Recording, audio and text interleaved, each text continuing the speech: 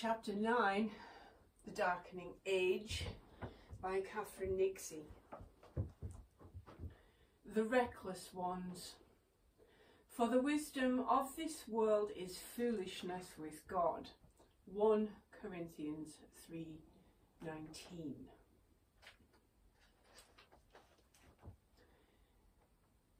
They called them the Melany, the reckless ones. At first, the name had been a compliment. Under the scorching heat of the Alexandrian sun, in this city at crossroads of busy trading routes, someone needed to carry away the bodies of the sick and the weak, not to mention the merely unsavoury poor, and do so swiftly to protect everyone else. The city, this was a city that knew how devastating a plague could be. 150 years before, a new disease had arrived in Alexandria, then fanned out into the rest of the empire, killing millions. Then, 100 or so years later, the plague of Justinian struck. Its symptoms were even more abhorrent.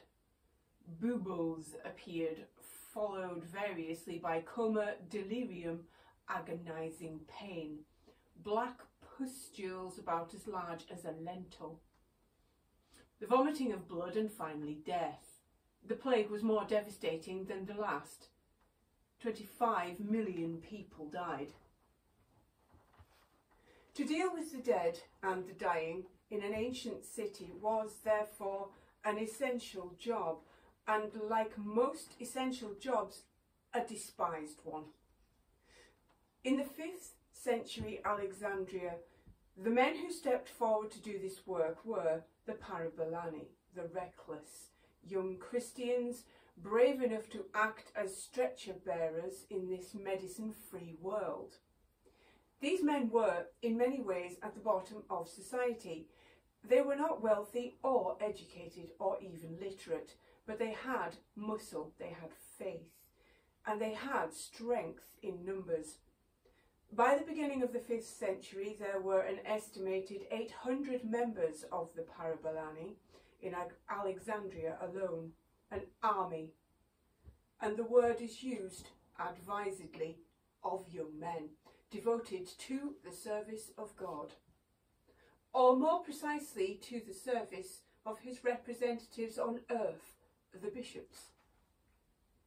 As the scholar Peter Brown has pointed out, in cities across the empire at this time, powerful clerics were beginning to marshal huge followings of young men, strong believers in both senses of the word. In Rome, those who flocked behind the bishop were the fossors, the diggers who mined out the city's famous catacombs. In Antioch, it was the pallbearers who surrounded their patriarch. These men had all initially been gathered to do good Christian deeds, but they could and would be deployed to do terrible ones. The control that many bishops had over their flocks was firm to the point of unyielding. They were the gatekeepers of heaven and could shut those gates in the faces of those who displeased them.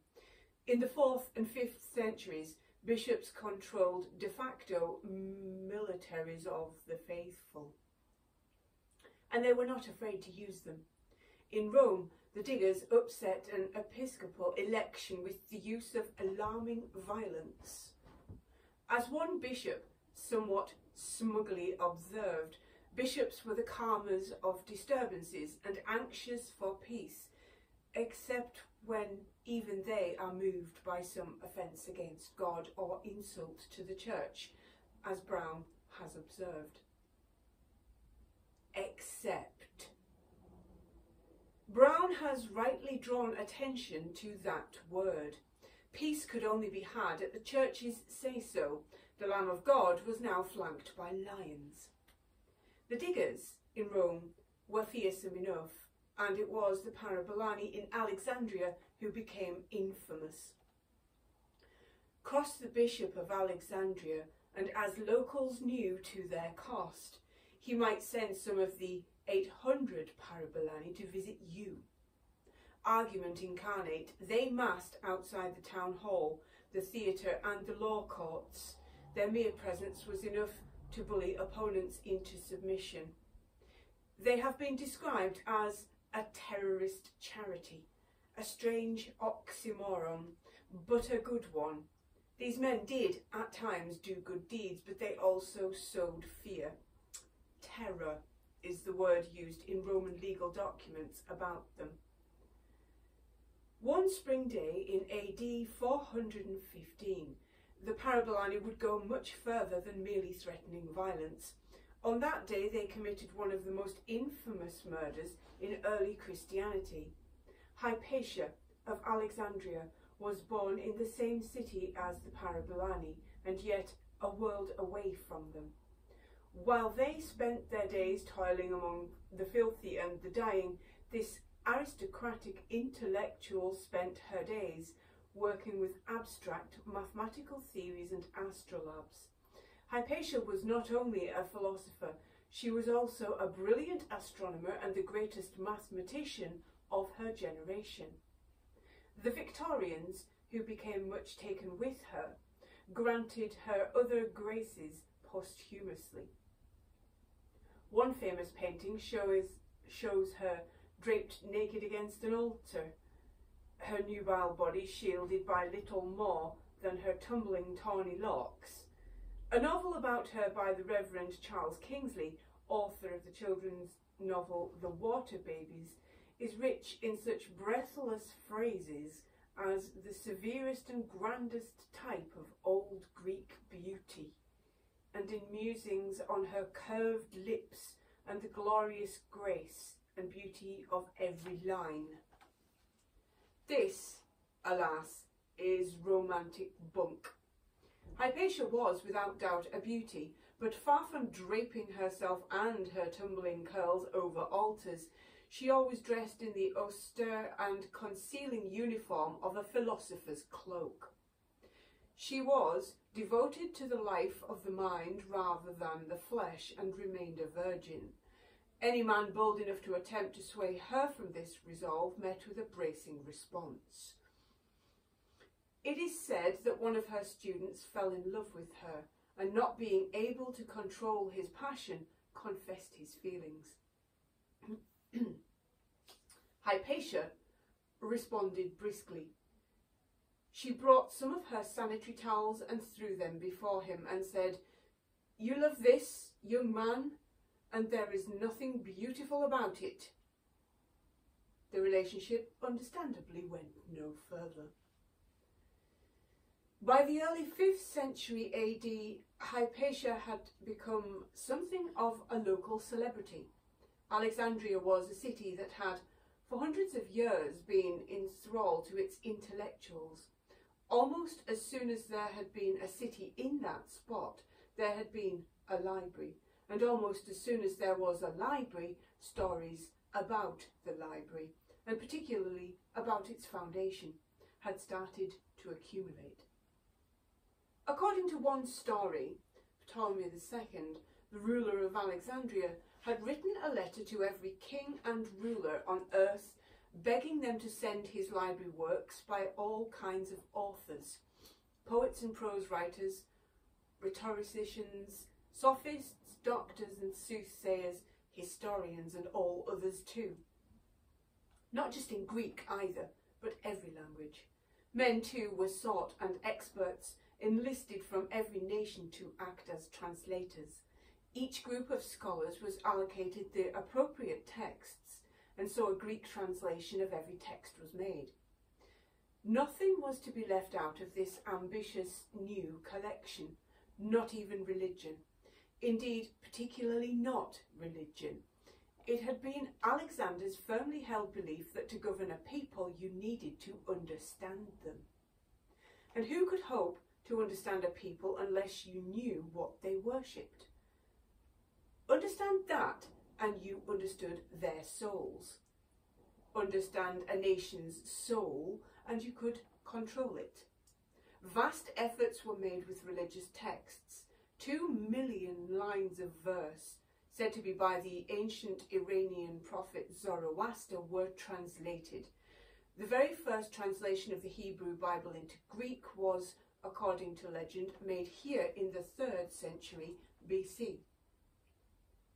This was intellectual conquest as much as academic inquiry, and it could, at times, feel invasive.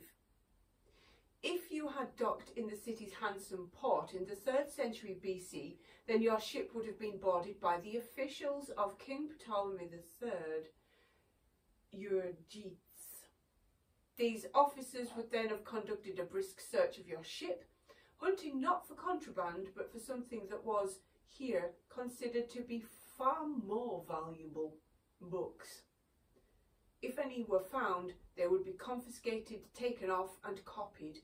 The copies, the librarians, well aware of the fallibility of scribes, preferred originals, would then be returned to the ships, and while the originals were labelled from the ships and taken to the great library itself.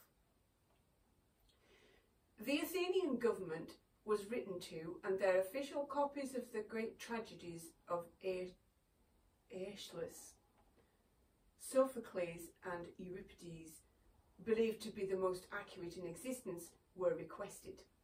The Athenians naturally refused. Ptolemy III pressed them.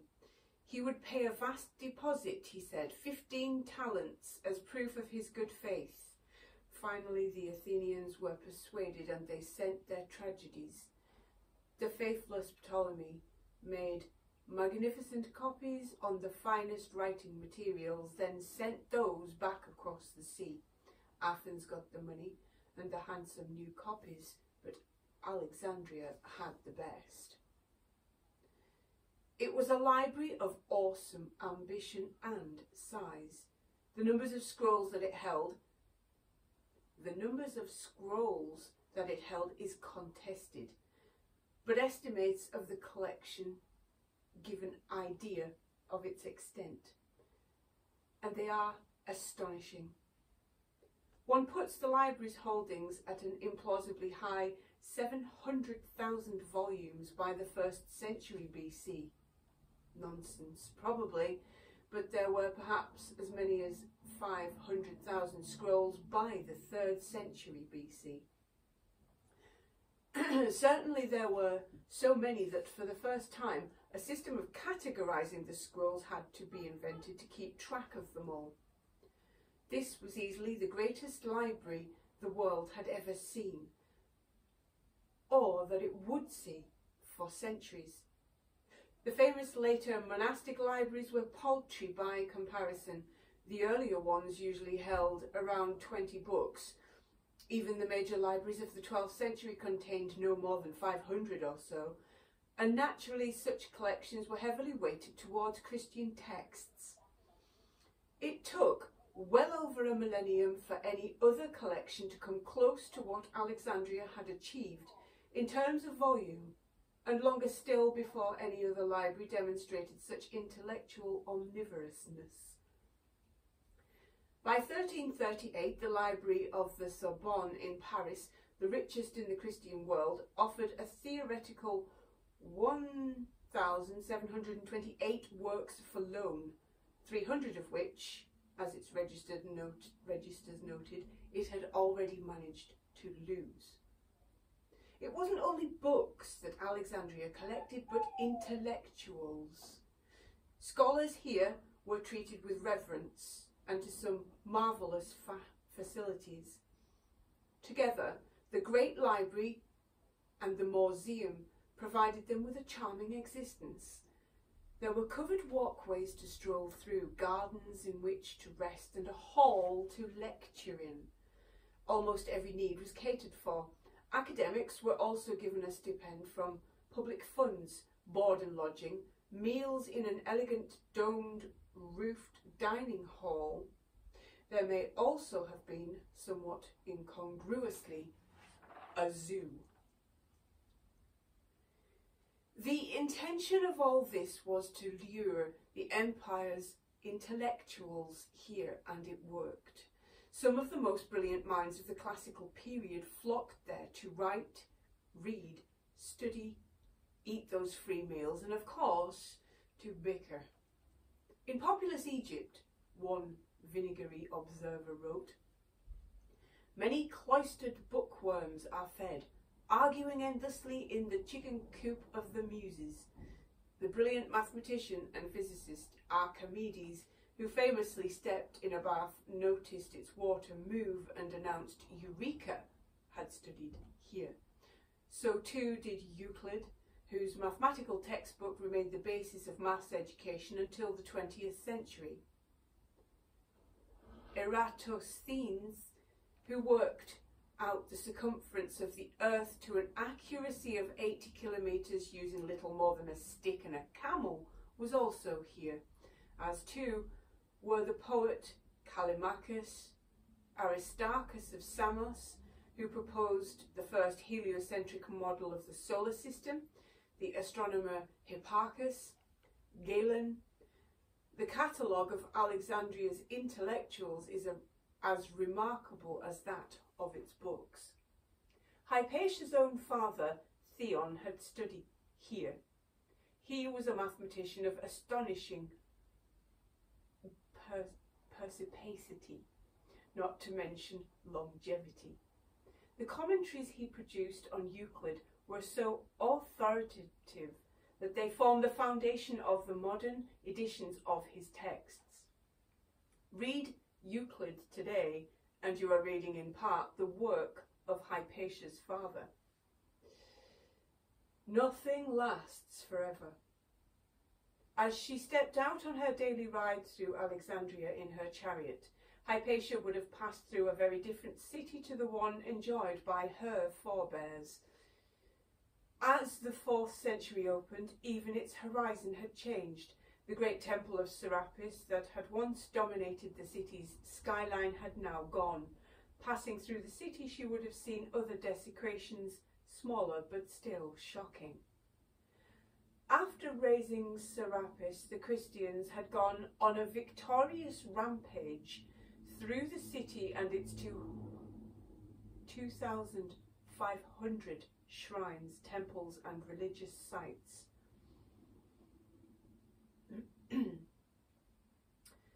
Busts of Serapis that had previously stood in the streets, wall niches and above doorways had been removed, cleansed. The Christians had so cut and filed them away that not even a trace or mention of Serapis or any other demon remained anywhere. In their place, everyone painted the sign of the Lord's cross on doorposts, entrances, walls and columns. Later, with bolder finality, crosses were carved in. The city's intellectual life had suffered. The final remnants of the great library had gone, vanishing along with the temple. Many of Alexandria's intellectuals had gone too, fleeing to Rome or elsewhere in Italy or anywhere they could get away from this frightening city. Nevertheless, though much had gone, much remained. At the beginning of the 5th century, Alexandria still exerted a pull on the intellectuals of the empire, and Hypatia moved in a gilded circle. It was said that anyone who wanted to study philosophy travelled vast distances to get to her, coming from as far afield as Rome, Libya and Syria.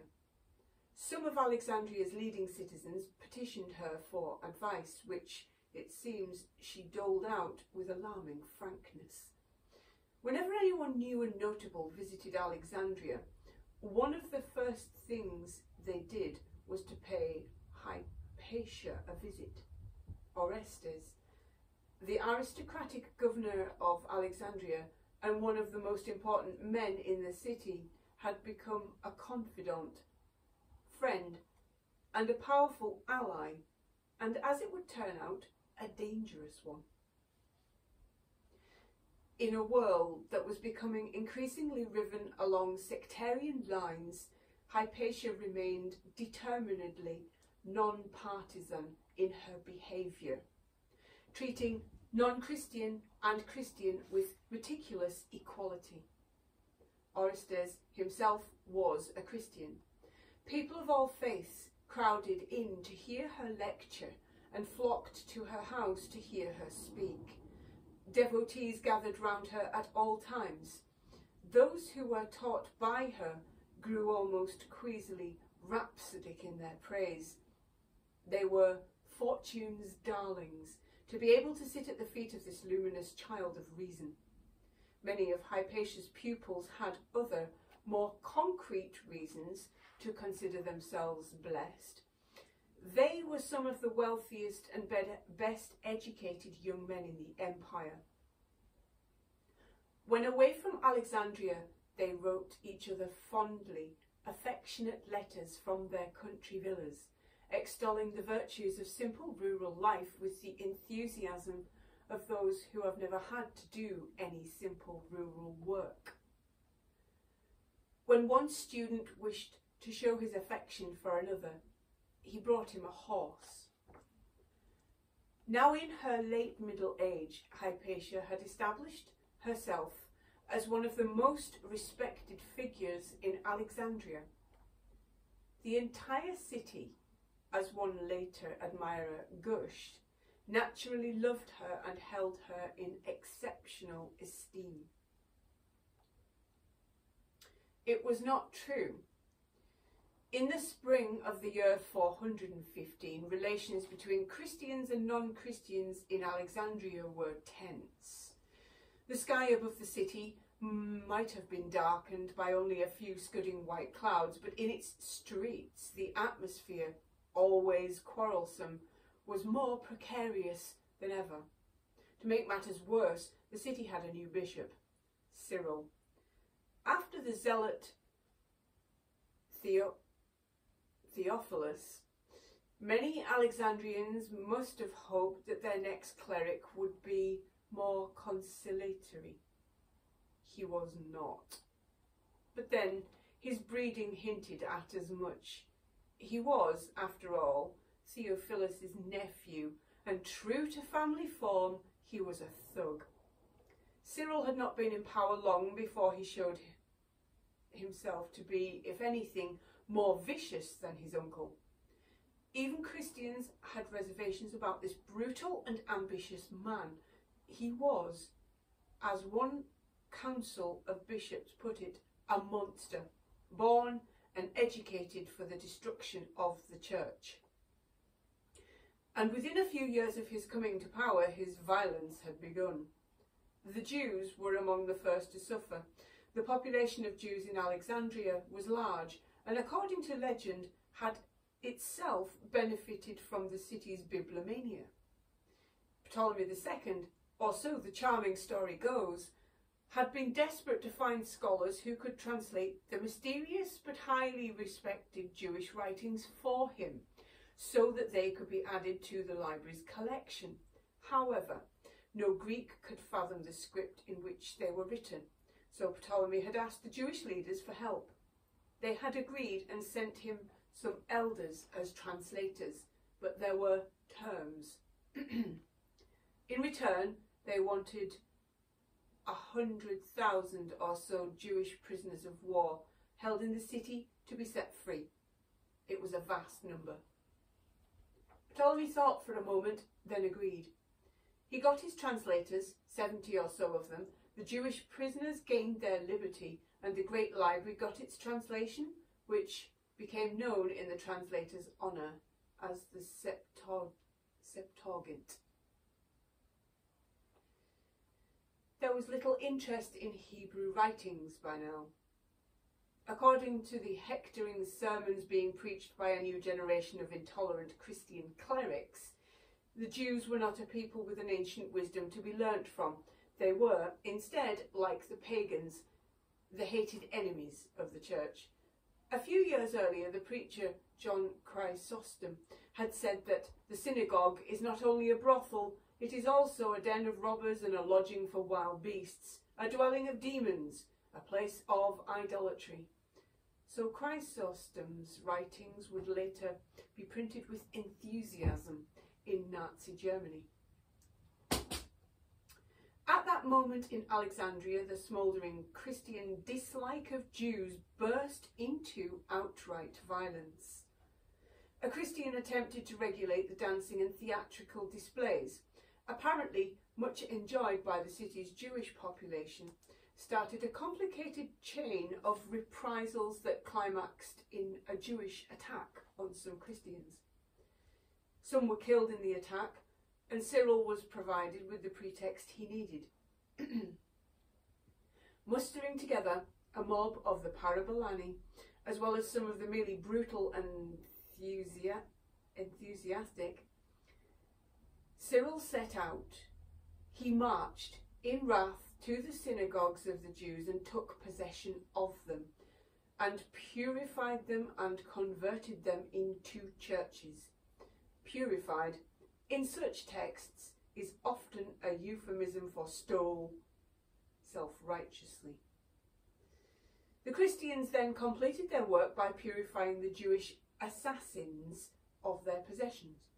Stripping them of all they owned, including their homes, they turned them out of the city into the desert. Orestes looked on in horror. He was an educated man, and one who, much like his good friend Hypatia, refused to live his own life along sectarian lines, despite the increasingly hysterical atmosphere of the time.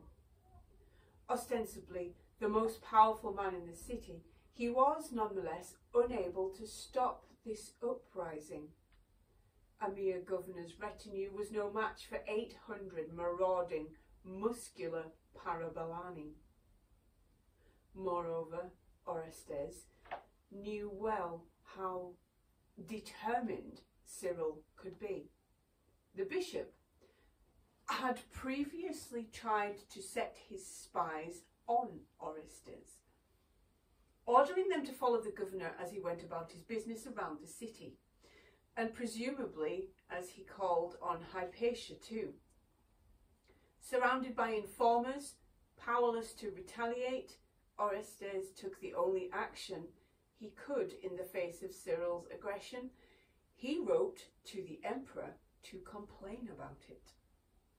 Cyril in turn went to see Orestes. If Orestes had expected an apology from this belligerent man, he was to be disappointed. What he received instead was piety. When he approached the governor, Cyril held out a copy of the Gospels towards him, believing, or so the Chronicle says, that respect for religion would induce him to lay aside his resentment. It was an infuriatingly ostentatious act, and unsurprisingly did little to end the quarrel. The atmosphere in the city darkened. The number of Cyril's militia swelled. Around 500 monks descended from their shacks and caves in the nearby hills, determined to fight for their bishop. Unwashed, uneducated, unbending in their faith, they were, as even the Christian writer Socrates admits, men of a very fiery disposition. One day, as Orestes rode in his chariot through the city, these monks, in their dark and foul-smelling robes, suddenly surrounded him. They began to insult him, accused him of being a pagan idolater. He protested that, on the contrary, he was a baptized Christian. It made no difference. One of the monks threw a rock, and it struck Orestes on his head. The wound started pouring with blood. Most of his guards, seeing what they were up against, scattered, plunging into the crowd to get away from the monks. Orestes was left almost entirely alone, his robes covered in blood. The monks drew closer, forming a black crowd around him. He was outnumbered and almost certainly afraid, yet refused to give in. Helped by some locals who rushed to his aid, he got away. Once again, intimidation only seems to have made him more determined, and his next act was to capture, then torture to death, the monk who had hurled the rock. Everything about this episode would have been abhorrent to a cultured citizen like Orestes. Cities should not be dictated to by the whims of bishops or terrorised by lynch mobs. They should be ruled by the law of government that was administered by imperial officials. Anything less was the behaviour of savages. Many of the city's aristocrats, perhaps repelled by the Christians' violence, supported him in his defiant stance towards Cyril. So too, crucially, did Hypatia. And then the whispering began. It was Hypatia's fault, said the Christians, that the governor was being so stubborn. It was she, they murmured, who was standing between Orestes and Cyril, preventing them from reconciling. Fanned by the Parabolani, the rumours started to catch and flame. Hypatia was not merely a difficult woman, they said. Hadn't anyone seen her use symbols in her work and astrolabes? The illiterate Parabolani knew what these instruments were. They were not the tools of mathematics and philosophy. No, they were the work of the devil. Hypatia was no philosopher. She was a creature of hell. It was she who was turning the entire city against God with her trickery and spells. She was atheizing Alexandria. Naturally, she seemed appealing enough, but that was how the evil one worked. Hypatia, they said, had beguiled many people through satanic wiles. Worst of all, she had even beguiled Orestes. Hadn't he stopped going to church? It was clear she had beguiled him through her magic. This could not be allowed to continue. One day in March AD 415, Hypatia set out from her home to go for her daily ride through the city. Suddenly she found her way blocked by a multitude of believers in God. They ordered her to get down from her chariot. Knowing what had recently happened to her friend Orestes, she must have realised as she climbed down that her situation was a serious one. She cannot possibly have realised quite how serious. As soon as she stood on the street, the Parabolani, under the guidance of a church magistrate called Peter, a perfect believer in all respects in Jesus Christ, surged round and seized the pagan woman. They then dragged Alexandria's greatest living mathematician through the streets to a church. Once inside, they ripped the clothes from her body, using broken pieces of pottery as blades, flayed her skin from her flesh. Some say that while she still gasped for breath, they gouged out her eyes.